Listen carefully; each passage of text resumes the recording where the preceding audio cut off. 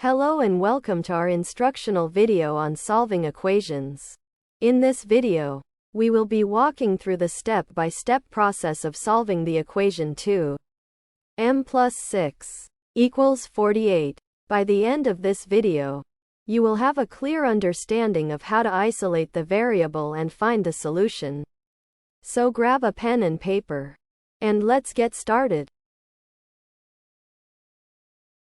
To start solving the equation 2 times the quantity m plus 6 equals 48, we need to eliminate the parentheses. We do this by distributing the 2 to both terms inside the parentheses. This changes the equation from 2 times the quantity m plus 6 equals 48 to 2 meters plus 12 equals 48.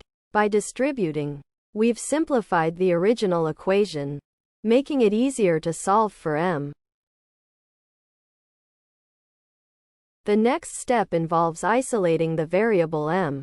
To do this, we need to eliminate the constant term on the side of the equation with the variable.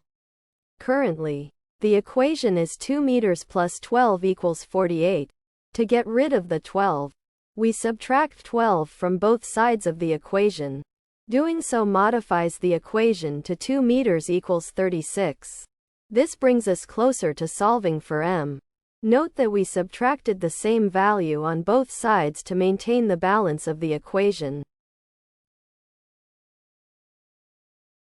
To further isolate the variable m, we need to eliminate the coefficient of m, which is 2. Currently, the equation is 2 meters equals 36.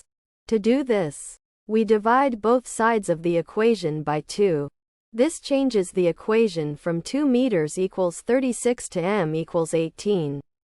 By dividing both sides by the same number, we maintain the balance of the equation, ensuring that both sides remain equal. With m equals 18, we have solved for the variable m. Thanks for watching. I hope this video has helped.